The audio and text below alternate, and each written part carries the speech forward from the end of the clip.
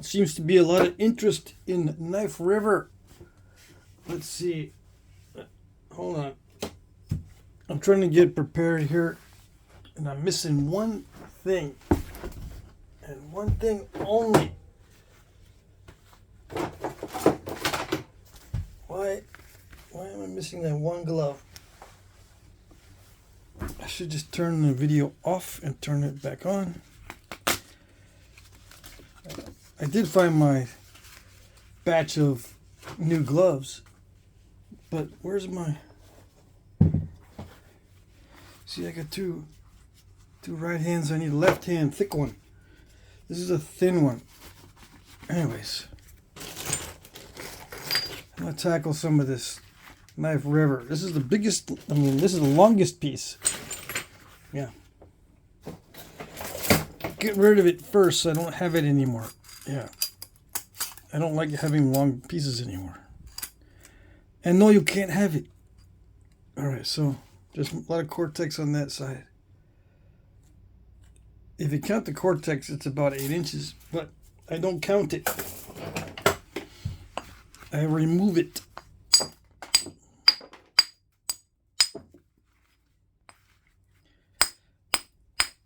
What's the best way to remove it? With lots of fight or flight response. Yeah, I bet you didn't expect that one. Yeah, it makes you anxious and very nervous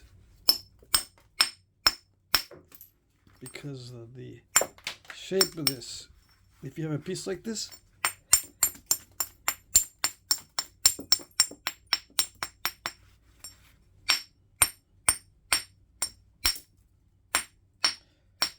a lot of times people ask me to knap something difficult and they don't realize that it's very stressful for me too. Not just for them, but for me as well.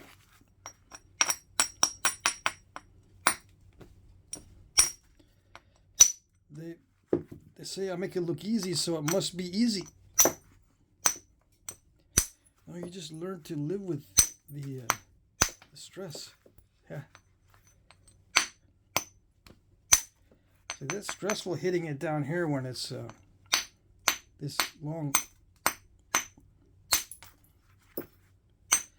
I have to use the minimum amount of force required in order to not break it or to reduce the chances of breakage.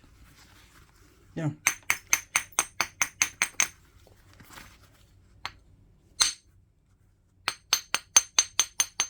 That's not good. All right. That's smoother. Yeah. Even though I lost some length on there. It doesn't matter anymore. Well, now it doesn't matter much at all. Is that crack opened up right there.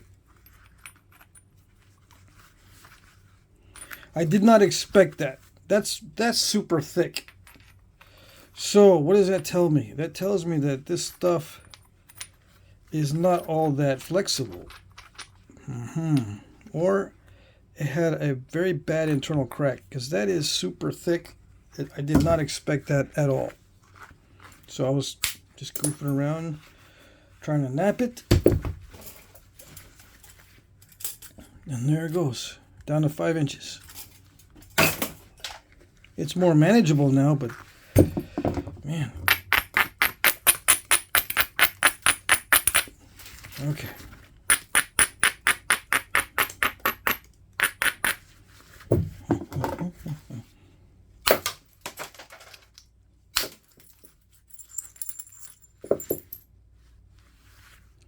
What do we have here?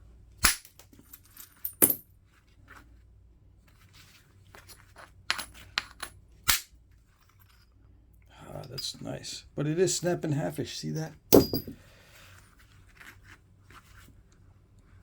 That's scary because as it starts to get thin, and if it's snapping halfish, you know what happens. Yeah, another accident could happen. Although that's a good flake.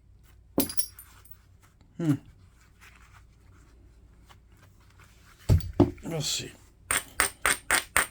I'm almost afraid to finish this one out now.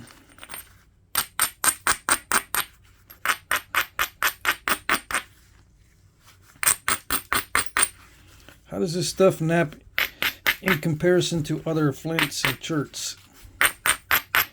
Well, if I told you that, it wouldn't help you too much because each one of these pieces is slightly different. It appears to be quite variable. This knife river appears to be quite variable in its consistency, its nappability, its snap and halfishness, all sorts of things. So I can't tell you how it compares till I snap all of it that I've got, and then I can say, well, according to the sample that I had, blah blah blah blah blah. So far you can see how it's napping pretty much. If you're new to the channel, then you don't have much background on what I can do, or you haven't seen much of what I've done, so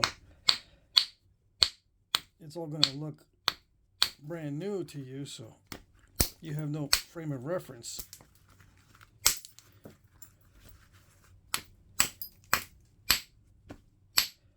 So if you're brand new and you're asking, how does it nap? How does this nap compare to other flints? That information is not going to help you because you haven't had much experience in napping. Everything's going to be difficult for you.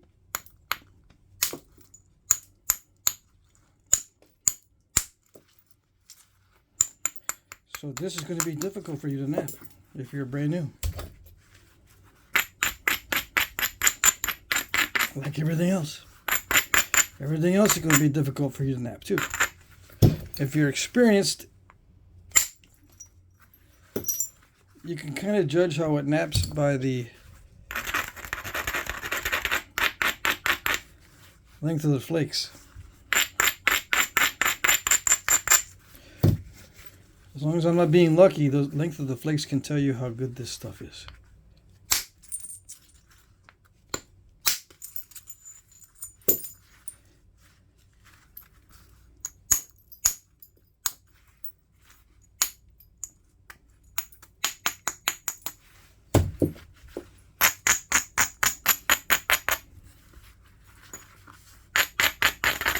Right? I hope so. I don't know what you guys use as a gauge for how well it naps when you're experienced. What I use as a gauge is, the length of the flakes. So I'm just going by what I look at.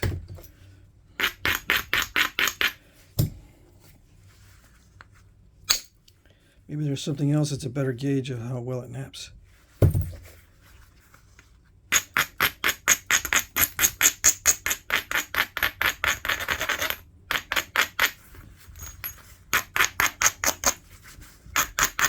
Do artifacts have signs of abrading like that? A lot of them do not.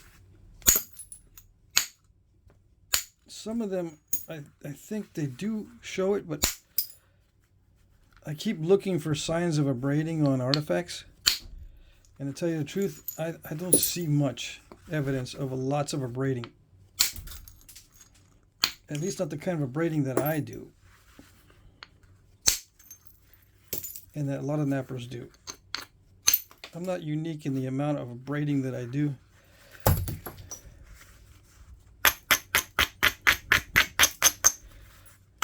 I abrade according to the amount of crushing. If I'm getting a lot of crushing and weird stuff, I will abrade more so it doesn't crush as badly. But in the process of abrading, if it starts to take big bites out of the side, I back off a little bit. I try to find that sweet spot between taking too much off with a bite and the crushing, or in the incomplete flakes and that kind of stuff. Some of this naps differently on one side. This napping differently here, I could tell a little bit, than this side. This side naps really well, unless I make a mistake.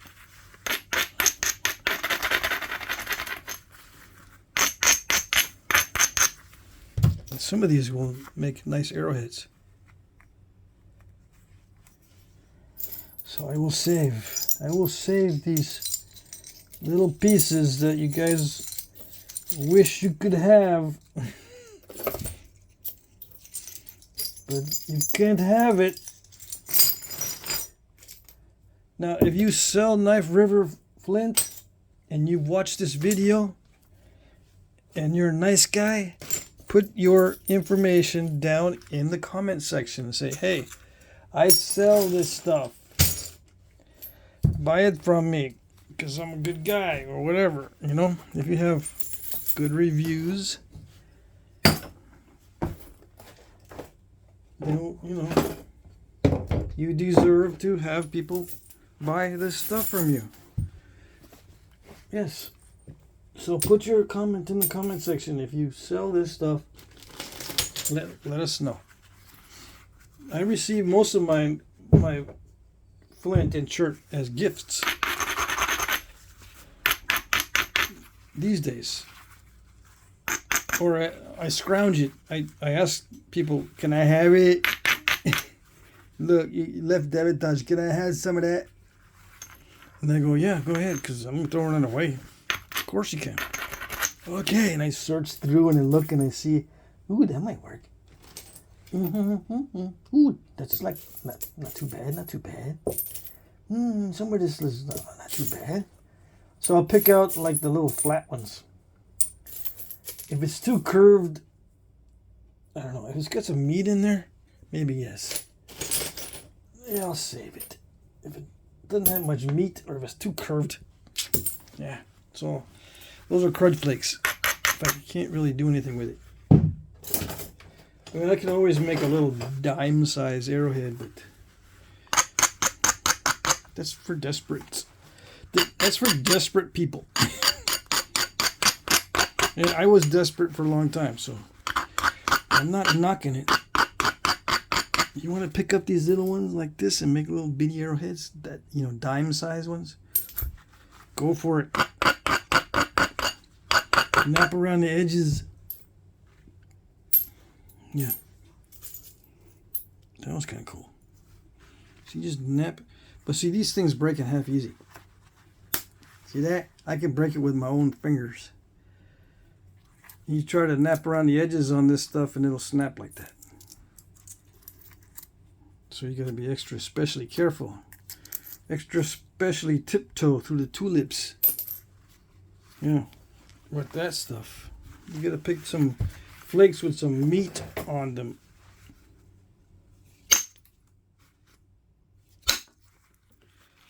Okay, so yeah, this is feeling like typical raw flint or chert. Yes. Okay.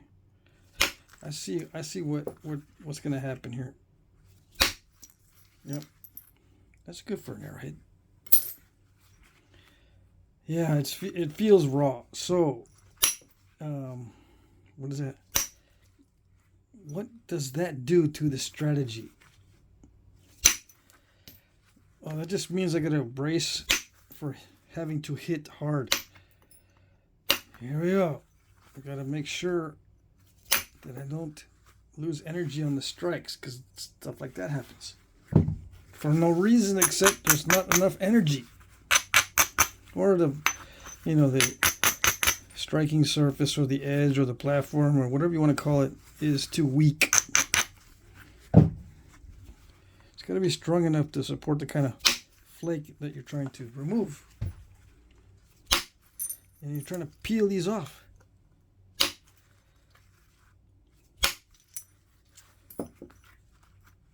Yeah, like peeling a banana.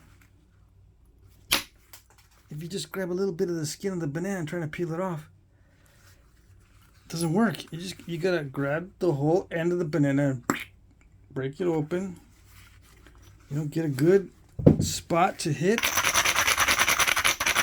and then you just rip and peel off a flake or peel off a peel from the banana. Same principle, different type of force.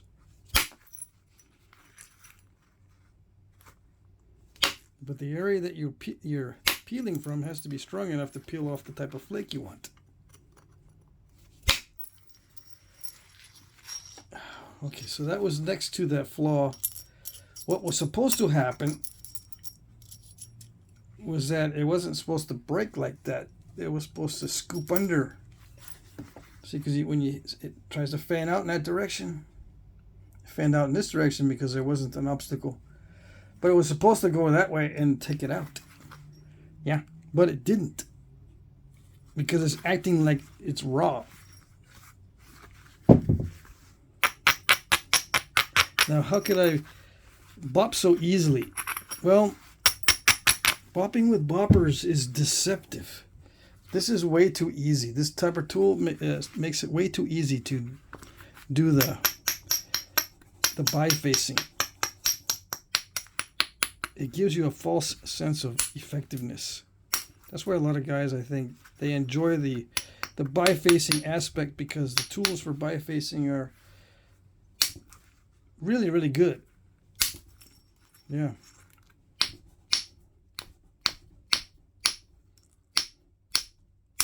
For some reason, they just are really good. We figured it out. We figured out the direct percussion type of tools that work well.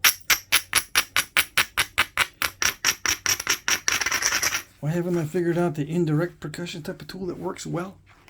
Well, I think this is about as well as it can work. Yeah. I just got to make sure the flake path is conducive to what I'm trying to do. And try not to take too many chances. I tried to come up with a way that will work for tough materials, and this indirect percussion stuff works in most cases very, very well. But there is a learning curve for each type of material. All right. And I attacked that one directly, because there was a crack, there was a step fracture right there, but I still attacked it directly, and it managed to push that off. That doesn't always happen. I'm telling you right now, that does not always happen. Okay, that usually just breaks right there like that, and you don't get this. But since I got lucky on that one, it worked. Yep. So every now and then it's good. You gotta get a lucky flake every now and then, and that's good enough.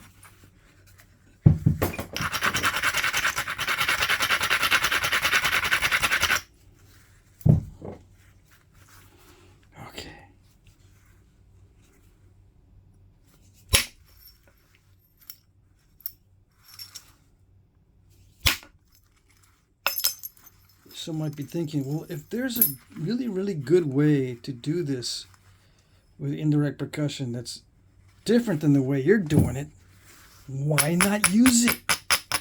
Why not explore the best way? Just like the boppers, they explored this to death and they found the good way to make these. Why can't you explore the indirect percussion to death and do it better and better and better? Easier said than done, yes. I've been trying for many years.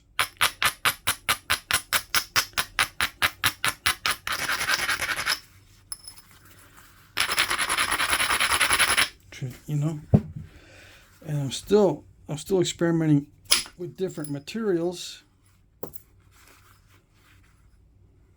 Sometimes I don't want to just do it for experimentation and skill development. I want to do it for enjoyment, at least a little bit.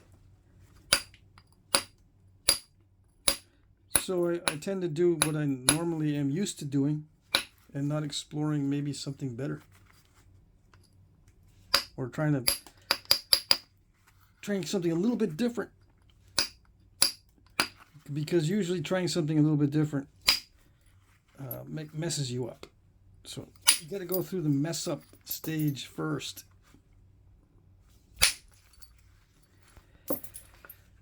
Yeah, that's the hardest part. Because people will say, well, you're doing it differently, you're messing it up. You were doing it okay before in your old method. Why did you change it? I'm trying something new because if I don't, you'll say stuff like, why haven't you developed the best way to do it with indirect percussion?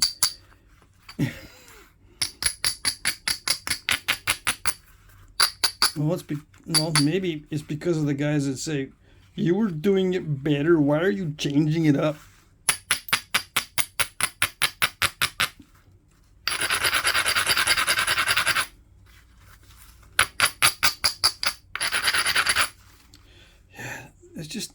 It's just spectators.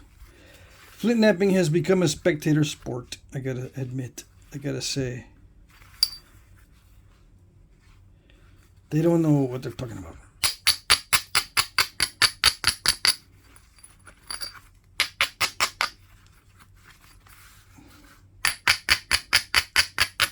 Or what they're asking. They don't really realize what they're asking.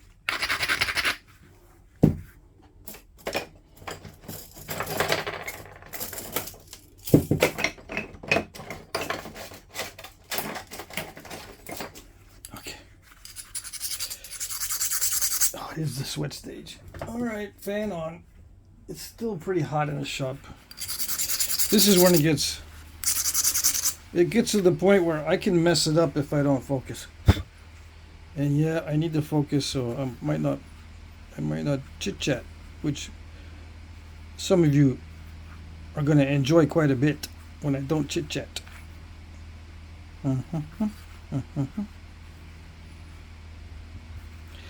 I let it get kind of wonky, didn't I?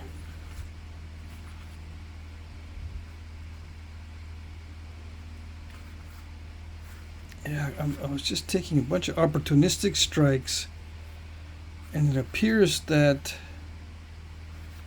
what I thought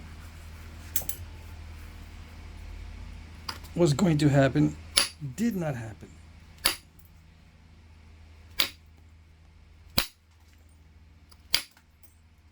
Usually what I try to do is get the lumps out. But instead I got the lumps partially out, which is the worst thing. Yeah. Come on. I'm going to hit that again. There we go. See, not enough energy. If you can hit it twice and then do it, that means the first strike wasn't strong enough. Yeah. Alright, so I gotta really whack this. And that's not a good thing because you already saw that I broke it in half, or I broke off a big piece earlier. And I just scooped out some. It didn't really... That flake didn't float on the surface. I wanted to dive a little bit. And then I said, no, else, and then it kind of scooped it. Just a little bit. Yeah. Okay. I see what you're doing. I see what you're doing.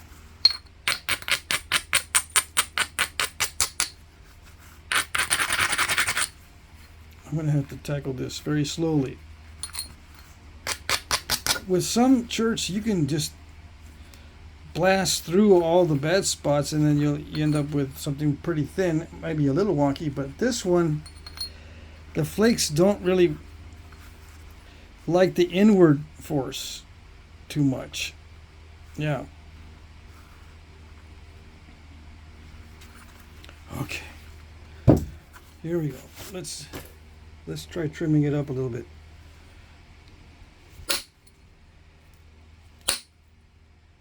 And not try for such big flakes. It might be why a lot of these were made with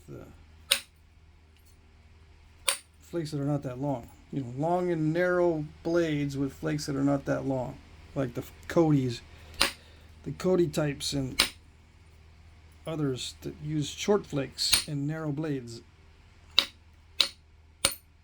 Because once it starts getting thin, it looks like it doesn't want to go any further. You know, you start hitting a wall of a bunch of crackly stuff. For example, this is not all that crackly. It just does weird things like that. It has. This is. It's not. It's not well behaved. Okay.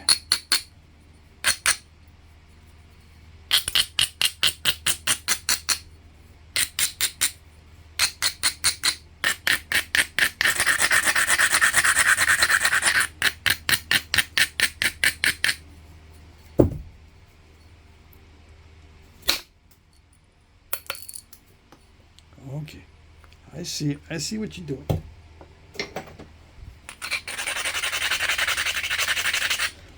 I'm going to reach the point where I will over abrade, and it's not going to be pretty. Okay. Yeah, I see what you're doing, okay? No need to keep reminding me what you do.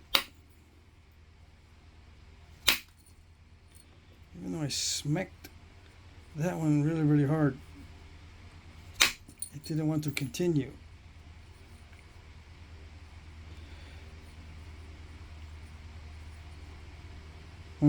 I'm thinking that it will be able to travel because of what I saw in the beginning. But as it gets thin, it starts to act funny. Not all cherts and flints will start to act funny when it gets thin. It just seems like some of the best ones, that's what they do. Why do I still call it some of the best stuff? Ooh, that was unexpected. Why do I call it still some of the best stuff when it will do, nasty stuff when it starts to get thin? Well, once you get used to what it's doing, then you can overcome the resistance to the inward forces. I still haven't adjusted, and don't ask me exactly what it is that has to be done because the subconscious does it. Yeah, there's just a slight tweak in what's going on, and the sometimes the subtle difference is so imperceptible that it basically looks like I'm doing the same thing, but there's just a very subtle difference that makes a big difference. I know that doesn't help, but just to answer the question. Yeah. I know I didn't answer the question, but I tried. I don't know where I cut myself on this. It's extremely sharp somewhere.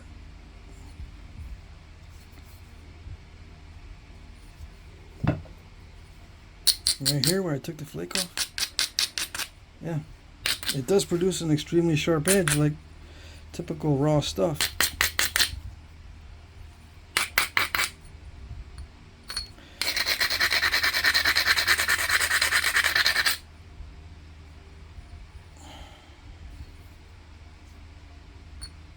I don't know.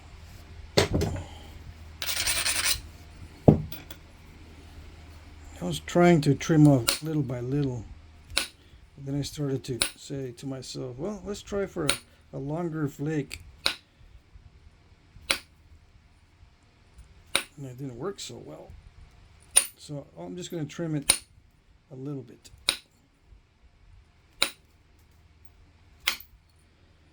Not try for anything major. Not yet. Let's get the surface a little less wonky.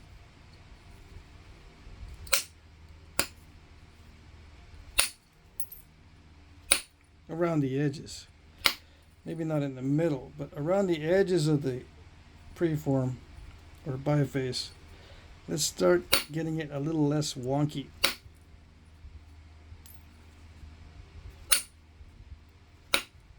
Shall we? We shall.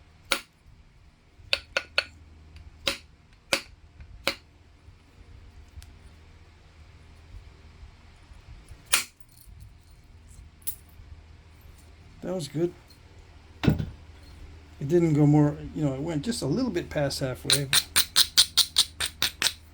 I think what I need to do is just keep the flakes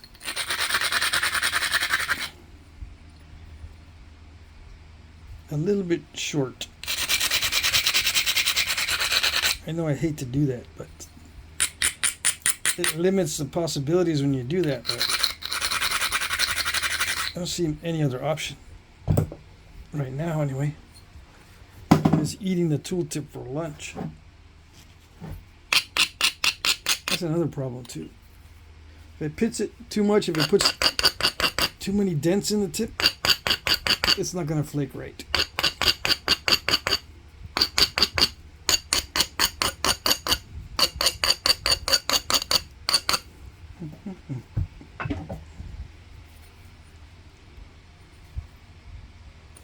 Yeah, some guys are like, yeah, if I'm going to spend like $10 a pound for Knife River Flint, you better show me how to do it right. So I don't waste my money. I get it. Yeah, I get it.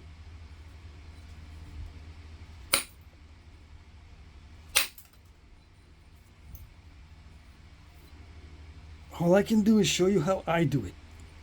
It won't be right or wrong. It'll just be the way I do it.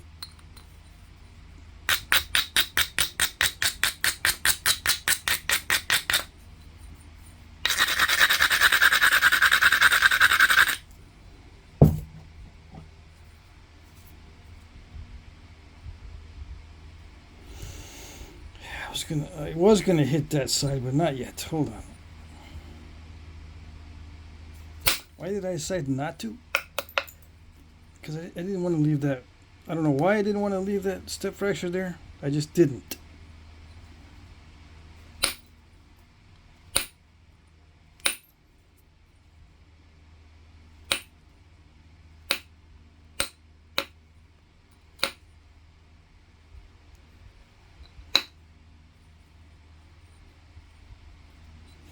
Yikes.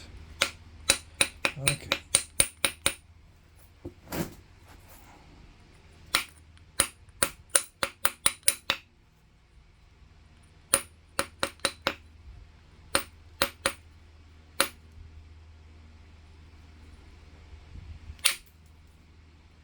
Come on.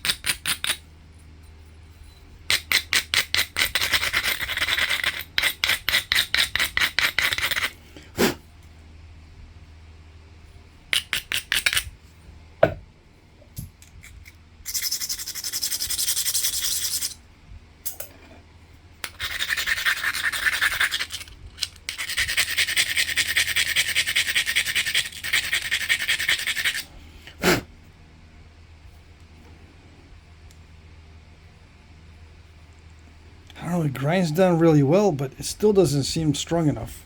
I don't know.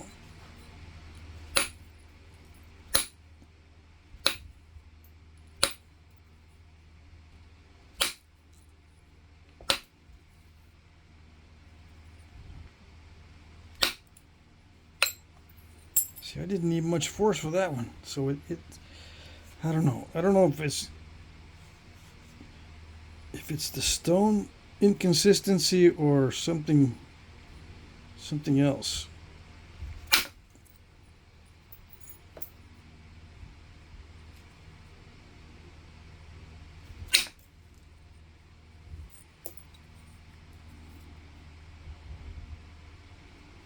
Yeah, I'm hitting it with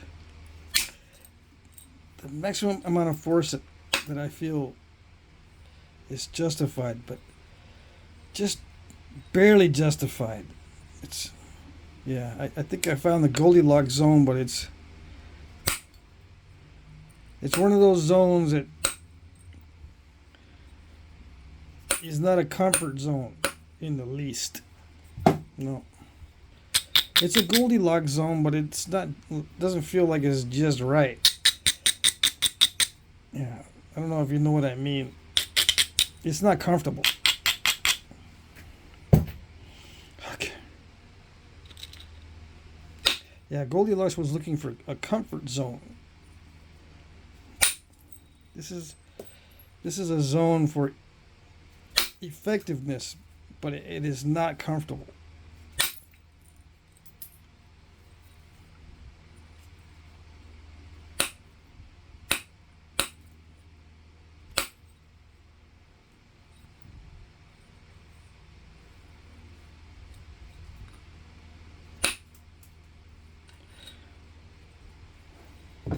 Now, the interesting thing is I guess some people, once they find that Goldilocks zone, it becomes comfortable, even though it's a high stress zone. That might be the case with some people. If it is, you're lucky.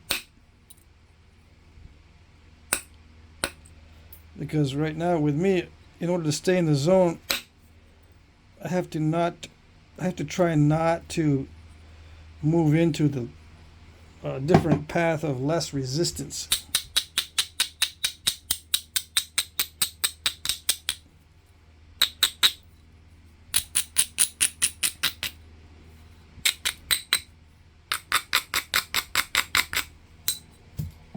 That's why flint knapping is more of a sport than anything else.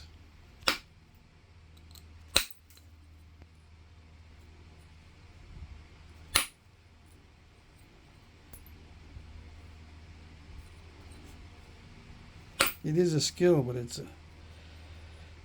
one of those sports skills.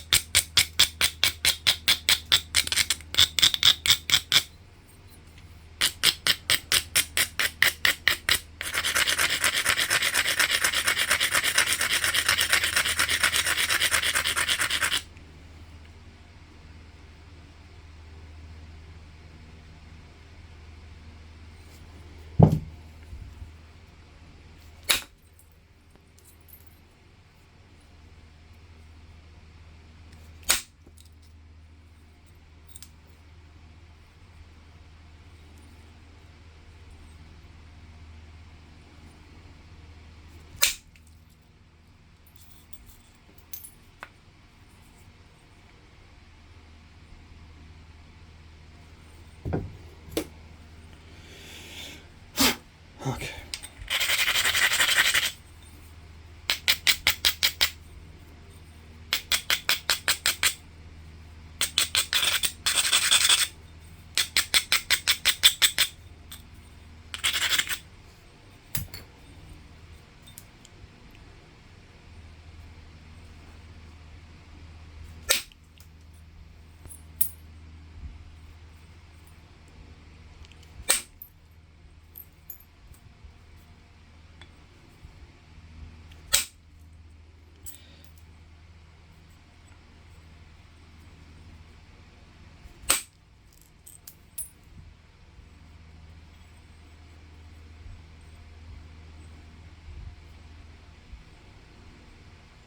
Yeah, my brain is saying, when are you going to back off on the intensity?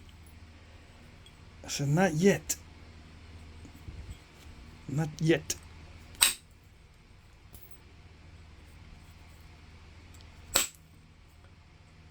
Not yet.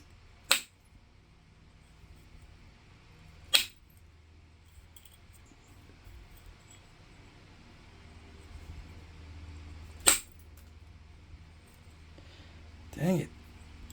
Yeah. I should probably back off a little bit. Because now I got a crack somewhere in there. Okay.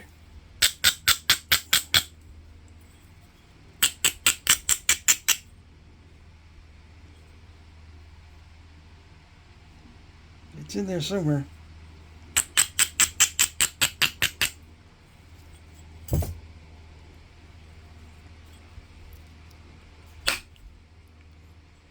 Yeah, the edge is not dull enough. Okay.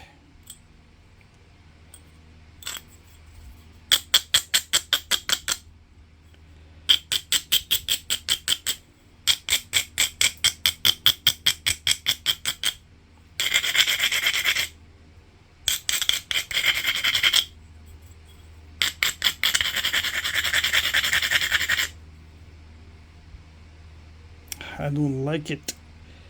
I don't like all my avenues of attack. The ones that are opportunistic, I don't like them. Not right now.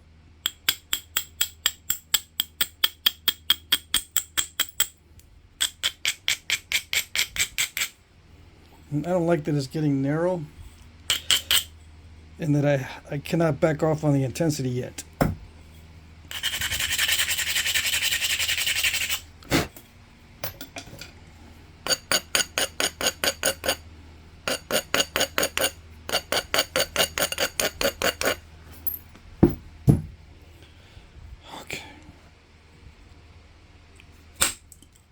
There he is. Every strike, I cross my fingers.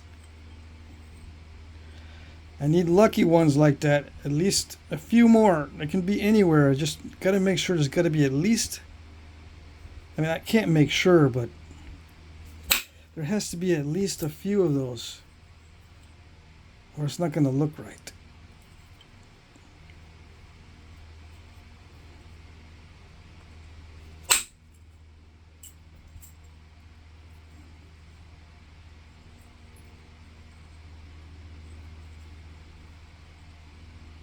What do I want it to look like? I just want it to look nice and smooth, or at least reasonably smooth.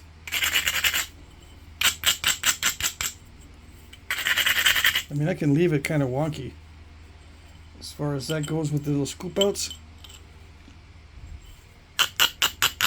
It's not a bad thing. And I might have to leave some of that scoop out there as a remnant.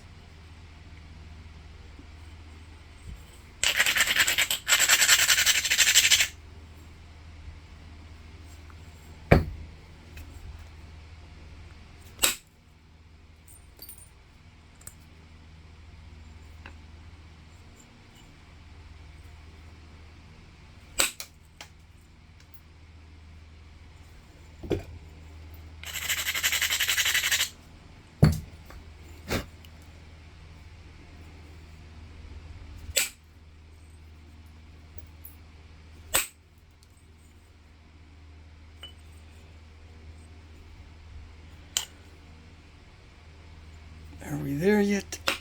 We're almost there yet.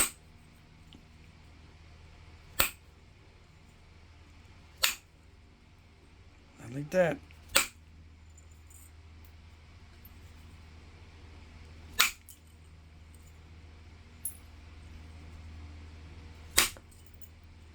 That's where the little crack is, I think. Yeah. It's right in there. Where it was. It didn't go very far, luckily.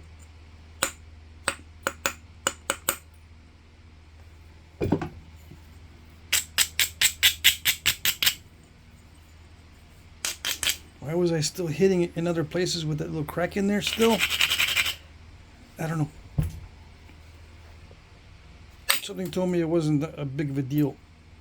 Now, I can't always listen to that little bird that told me it wasn't a big deal. Sometimes I have to say, yeah, it is a big deal.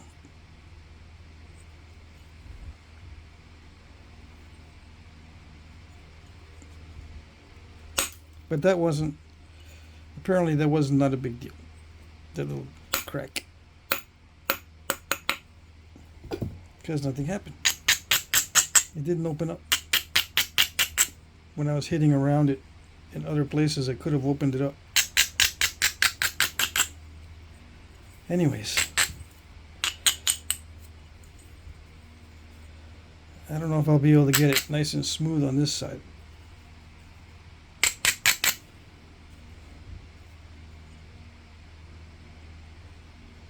I might be able to with a lucky shot later on if it gets more narrow.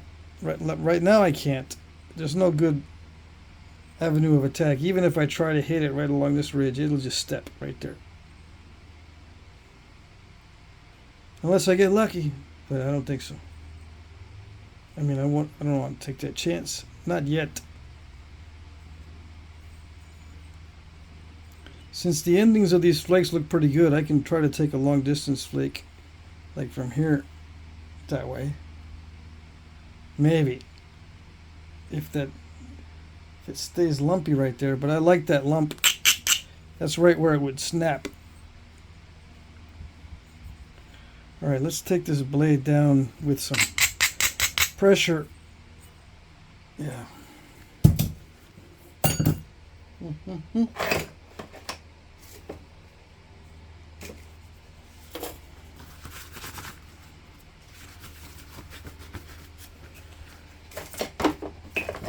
All right, let's see. Dum-de-dum-de-dum.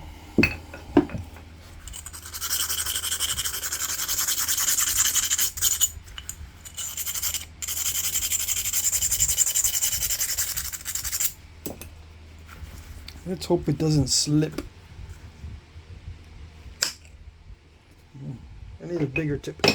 Hold on. No, that's not it. I guess this is the... At least it's the fatter one. Yeah.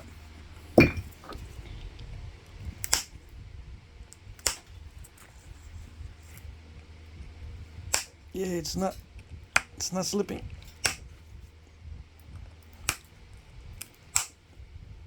But it's not easy.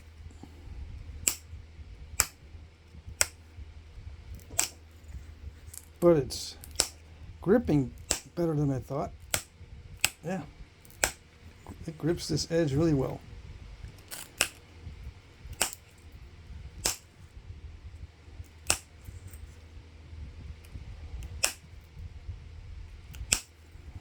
Yeah, that's a good advantage to have when the stone allows you to grip without any fuss.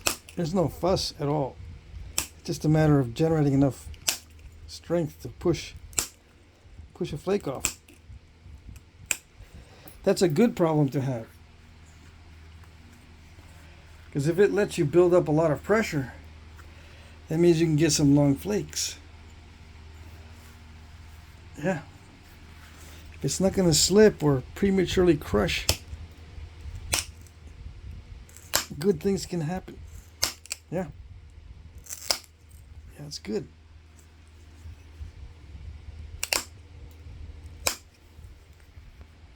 Very good. I can actually get some traction on this tip. It's very unusual for me to get good traction on the tip to peel off some interesting flakes. Usually I have like a train wreck up here first before I can correct what I did wrong. Yeah.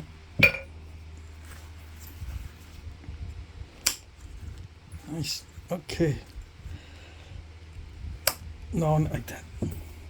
I get too confident. And I don't push hard enough.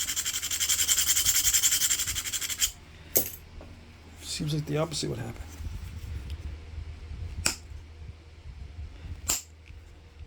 Yeah.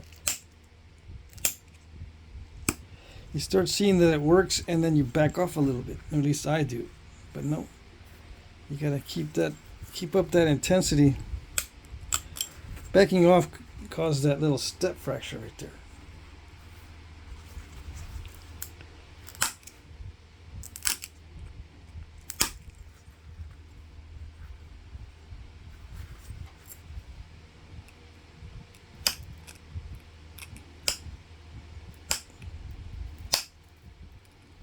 Come on, I think the edge is too sharp. Too sharp, too sharp.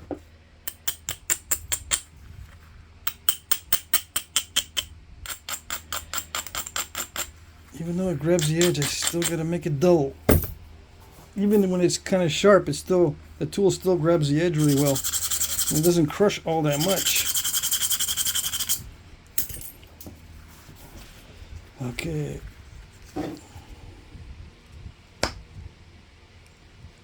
Come on.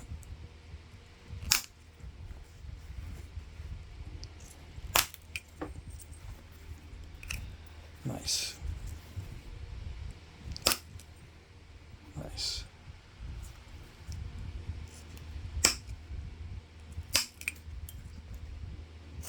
All right, most of the hard part's over. The hard part is just getting that tip nice and consistent. It's consistent enough.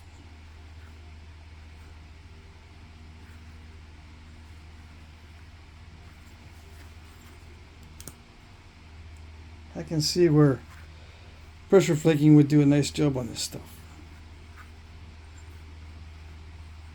Yep. Let's try the smaller percussion, indirect percussion punch, horizontal punch. Indirect percussion. Flaker. Smaller tip flaker. Let's see how that works. It might just need me to concentrate the force a little bit better. Let's see.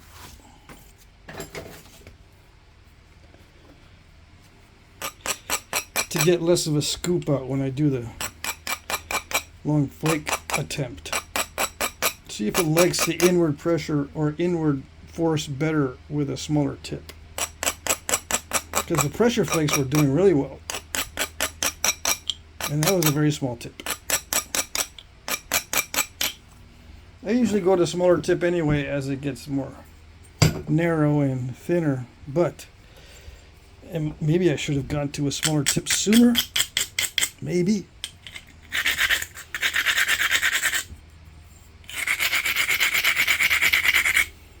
It's been a few days since I flint napped, so it doesn't take long to forget to break out the smaller flaker.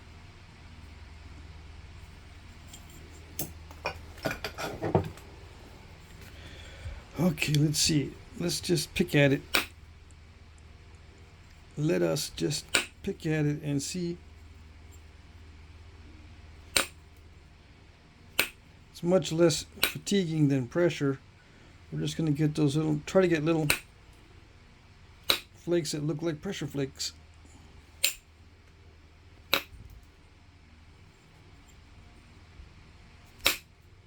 Like that. A little bit bigger than pressure flakes. Yeah, a little bit bigger is okay.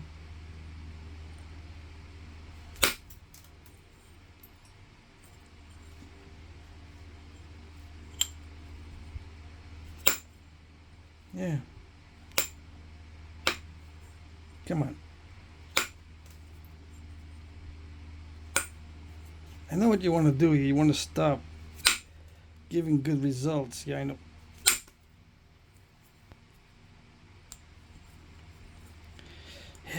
Yeah, it does not like the inward force.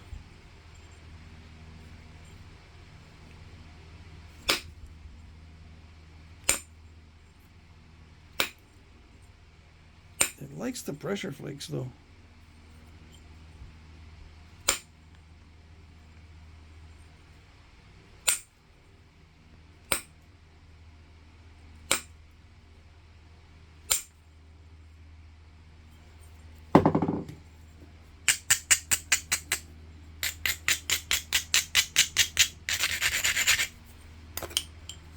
It eats up the tooltip really fast.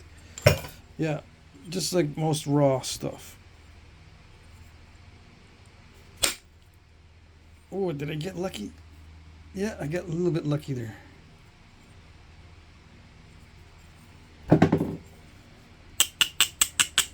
Yeah.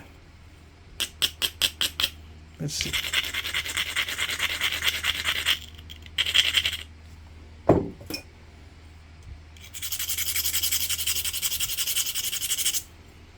I think we may achieve a reasonable level of smoothness. Look, it already chewed it up. See that? It bent over the tip when I did that last strike. There it is. There, see? Inward force is not so bad. Why did you do that? It won't answer you no matter how hard you try. Yeah, we're winding down. Okay. We're winding down. Hopefully I don't have to use as much force. But I do have to keep the tooltip smooth because this really eats the tools for lunch. Yeah. Okay. There you go.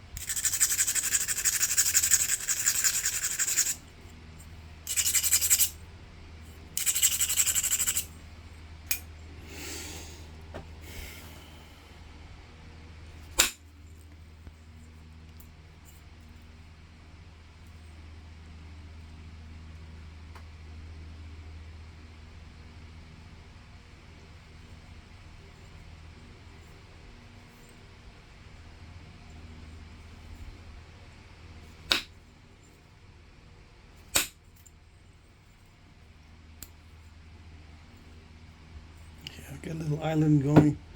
Okay.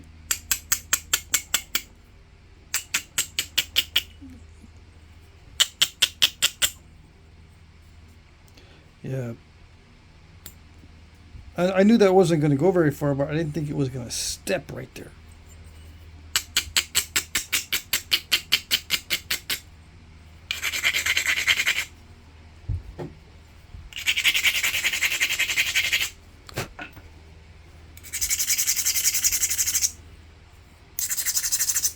Probably too much grinding. Oh well.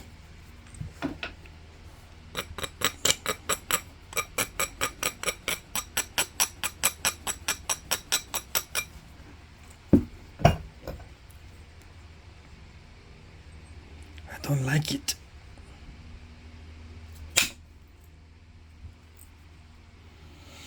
Too much risk. I don't think I cracked it. No. Alrighty. I didn't crack it. I didn't.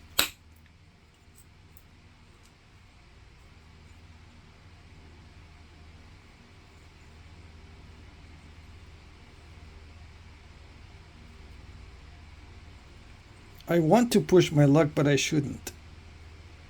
I shouldn't push my luck. You know, I'm looking for ways to thin it down more, but I should not push my luck. Yeah.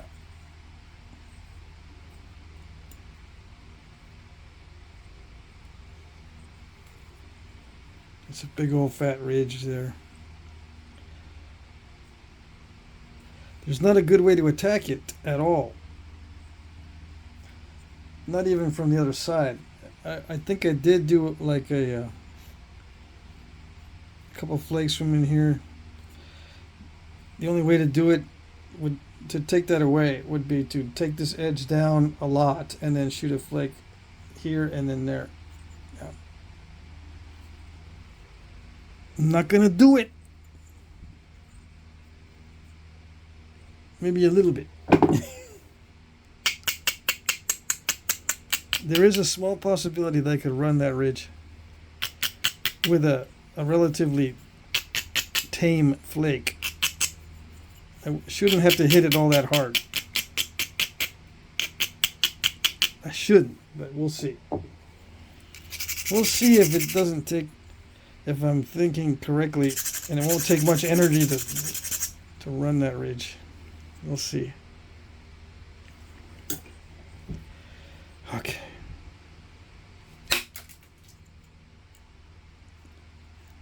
Ooh, it blasted right through it. Instead of running it, it blasted right through.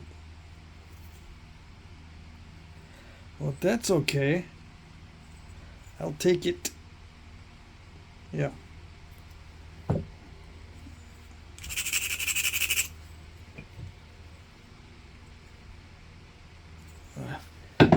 It bent over the tip again.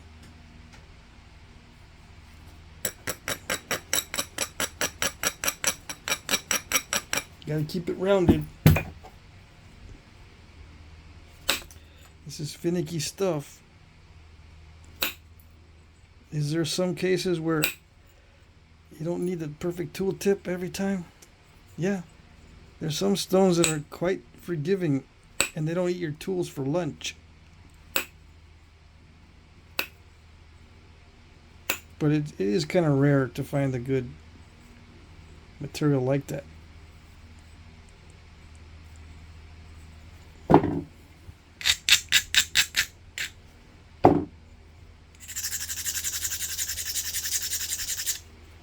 I'm looking for easy spots. All right, I'm not gonna try for difficult areas to thin down. I'm looking for some easy areas to thin down, relatively speaking. If I see an area that looks kind of straightforward and not too difficult or not too dicey, I'll take it.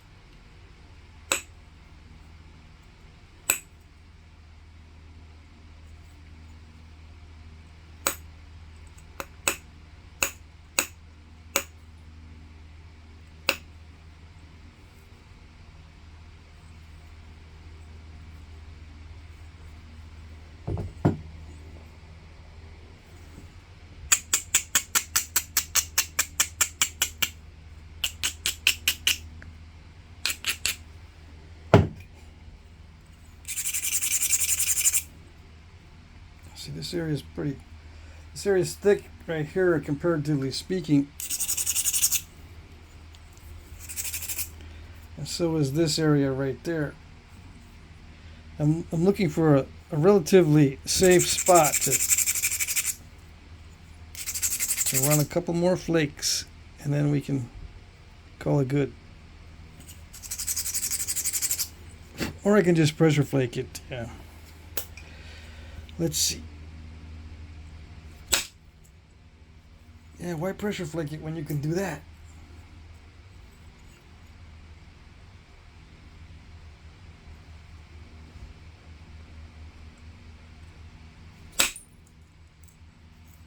Or that.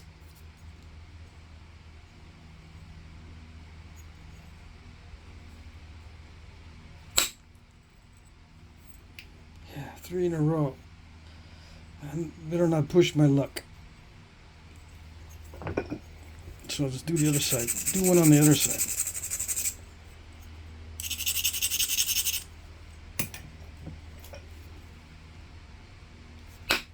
Not like that. Not like that. Okay. What are we doing?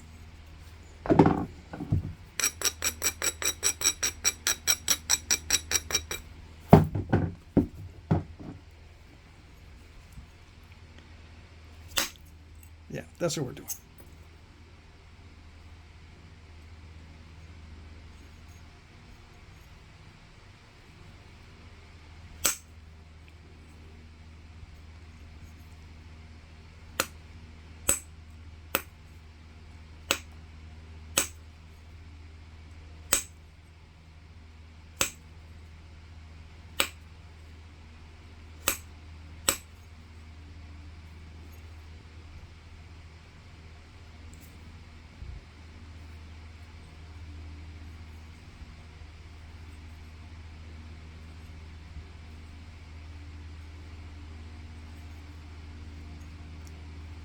Yeah, all the relatively easy spots are gone.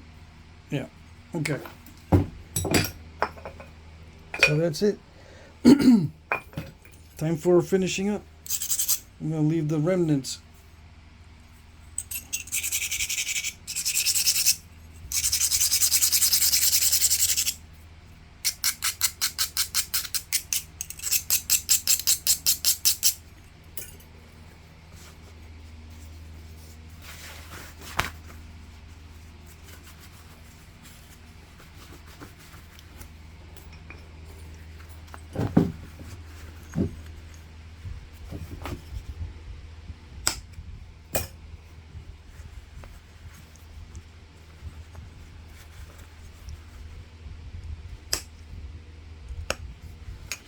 Okay.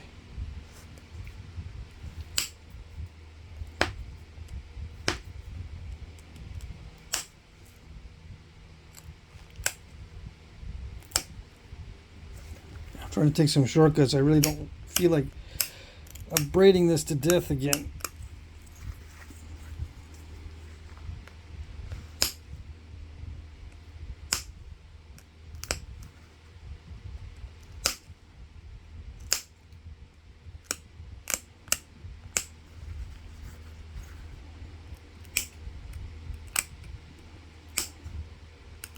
What are the shortcuts? Just using minimal pressure to try to get the flakes to travel on edges that are not ground down enough.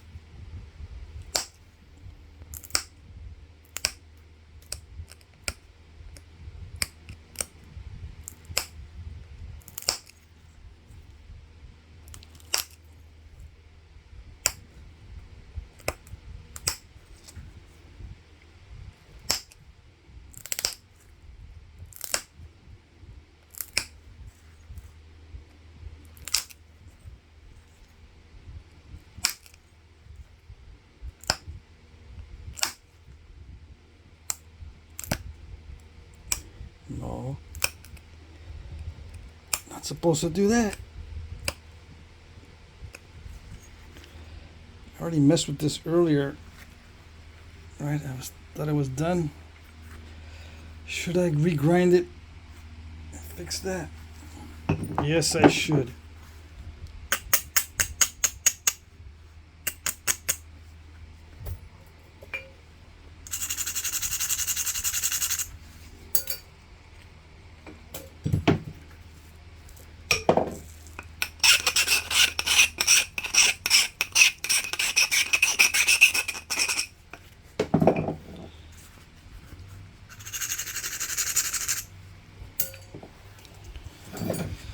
Okay.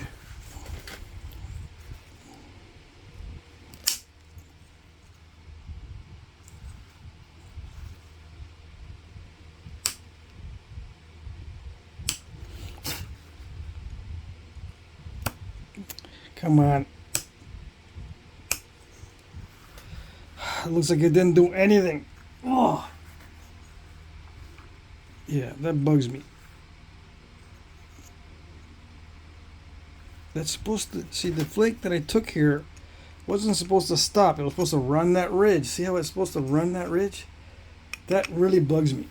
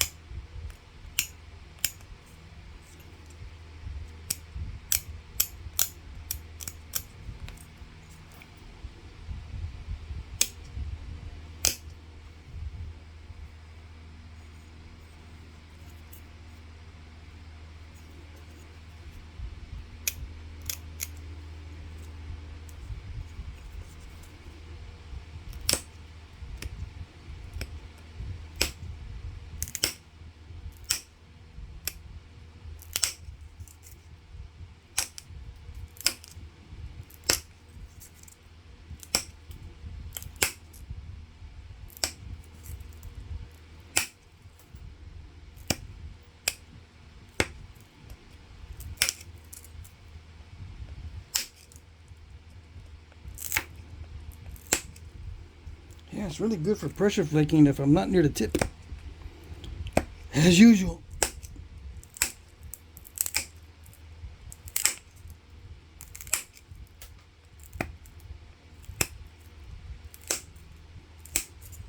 Maybe I just ignore the stiff fractures more when they're down here. Yeah, probably.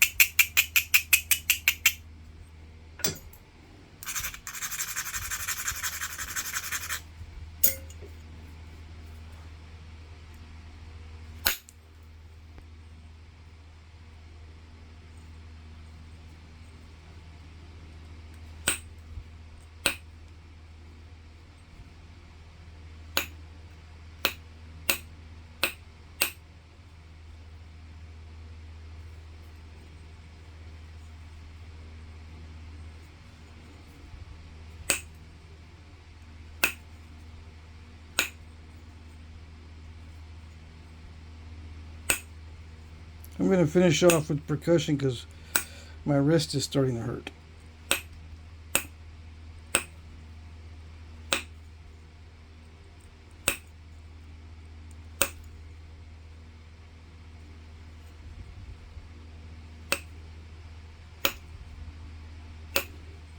And not because of flint napping. I was working on other stuff today. Moving a lot of boxes and stuff. Digging through buckets of flakes. Moving buckets.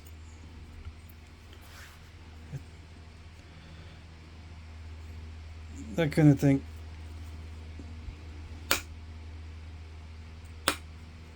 Not using the best posture. When I'm moving stuff and I want to do it quickly, I don't always lift correctly or move my wrist correctly. So I twist it a little bit too much, hyperextend it. I think that's what they call it. If you hyperextend your wrist, it's not good, and that's what I usually do if I'm in a hurry. And I was in a hurry to finish up the moving stuff around.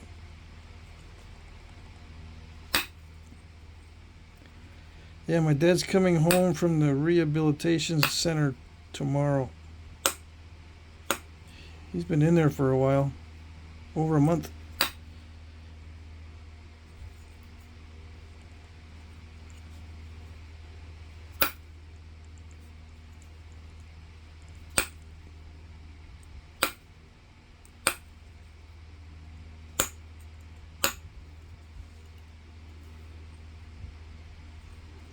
Yeah, that side is kind of crunchy.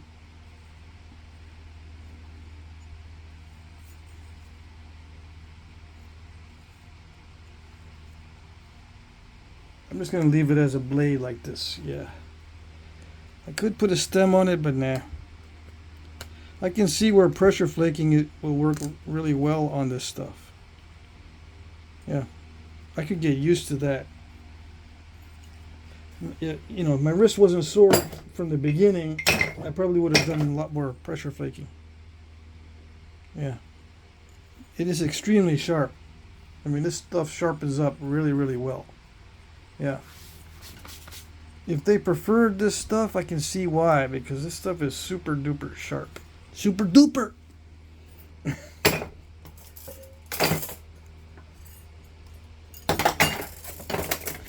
Okay, I think that's it.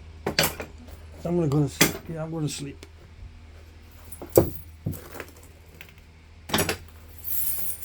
So it's just a simple Lanceolate knife blade. Yeah.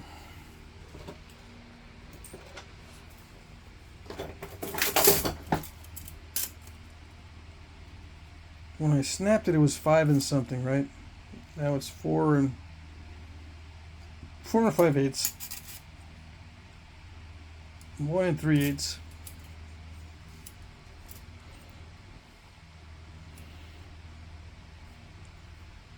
Where should I test the thickness? Test the ratio down here, 35.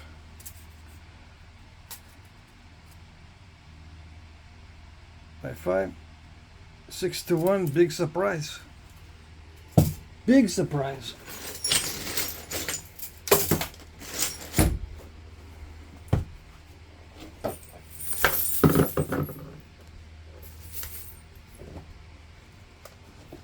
Okay. Yeah. I like it. There you go. Translucent, yeah. Translucent knife river. Lanceolate type knife. Alrighty, that's it.